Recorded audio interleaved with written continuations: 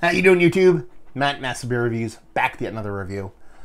A little bit of barrel-aged stouty time in the form of Kane. It's their Night to End All Dawns Bourbon Barrel-Aged Imperial Stout.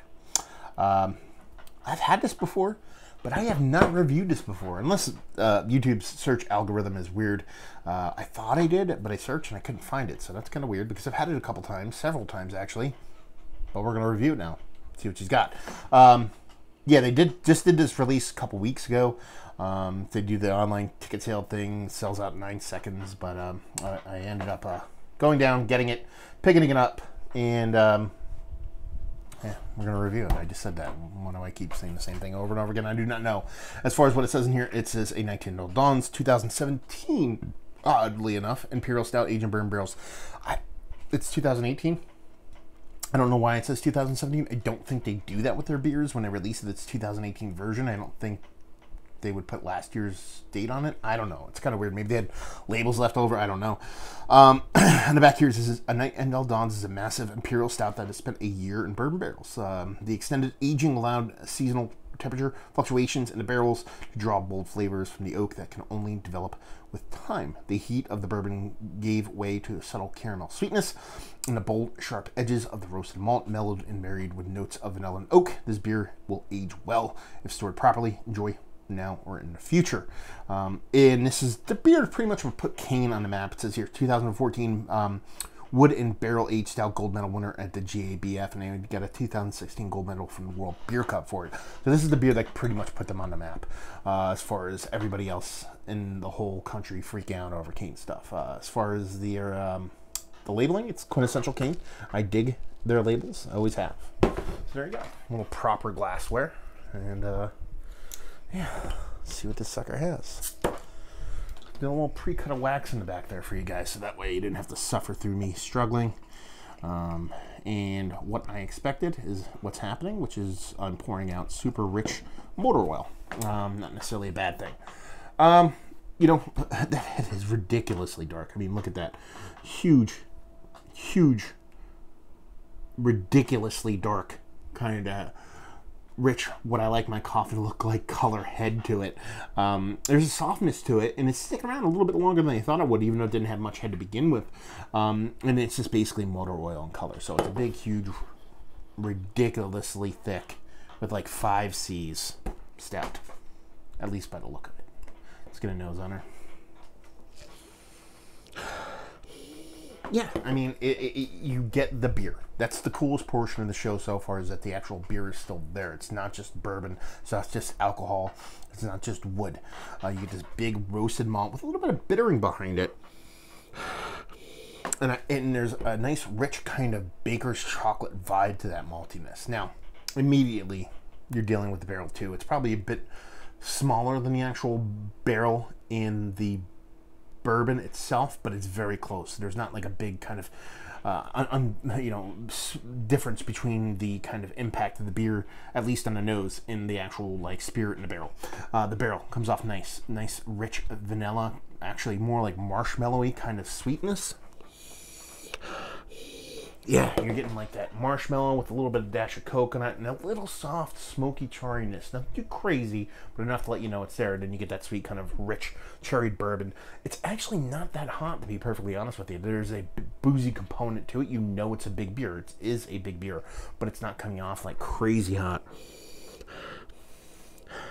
Yeah, for me, probably the most singular note, or the most aggressive note, and I use that word lightly because I don't think it's over the top, but the marshmallow in here, the way the marshmallow is playing in this is absolutely fantastic. I'm gonna dive in. Cheers.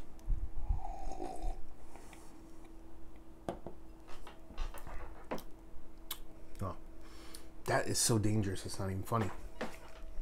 You pretty much get everything you're getting in the nose in the taste with a couple little switches. Okay, that marshmallow, a little bit of coconut, that comes through. As big as it does in the nose is in the taste. That nice baker's chocolate, roasted malt with a little bit of bittering, that comes through. A little bit of smokiness from the barrel. What's added here? Coffee. I'm getting a huge coffee component off of this.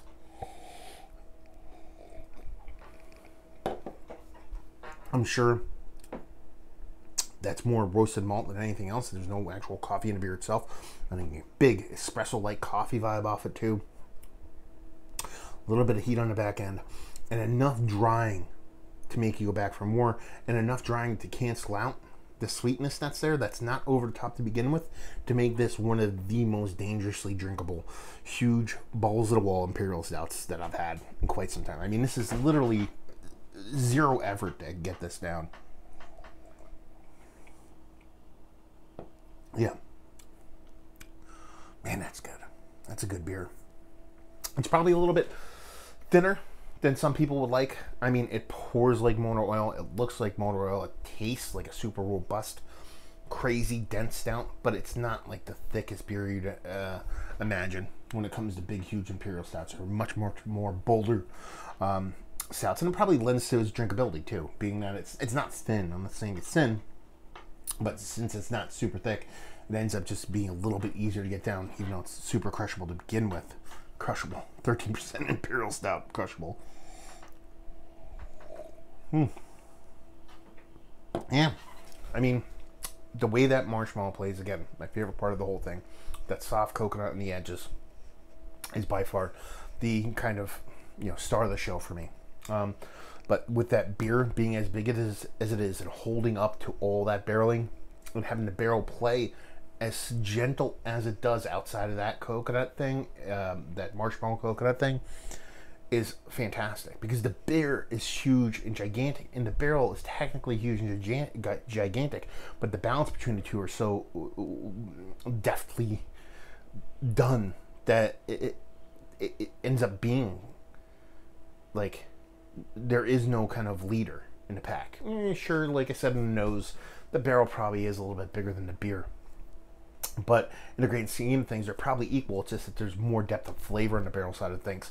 So you're I'm picking up towards that as opposed to just kind of focusing, on one side or the other. But yeah, absolutely stellar stout on one end, absolutely stellar barreling on the other. The way that kind of marshmallow with a little bit of coconut kind of plays, it's fantastic. So let's talk about it. Is it one of the better Imperial Stouts, barrel-aged Imperial Stouts I've had as of late? Yes. Like I said, I've had it several times. So it's not like my first foray into this beer. I actually don't remember it being this fantastical. Not saying it was ever a bad beer, but this is kind of really stellar stuff. So, yeah, it kind of even surprised me how much I'm enjoying it. Value and availability, it was... ended up coming in, I think, almost like $28. It was $50. It was $25 a piece, but then you have to pay brown paper tickets, taxes. So it ended up being like 50. I think it was like $58 for everything. So, whatever that is, $29 a piece. In a perfect world, this is cheaper, but that's the way of these barrel-aged beers. Still $7.50 format. A lot of people are shrinking.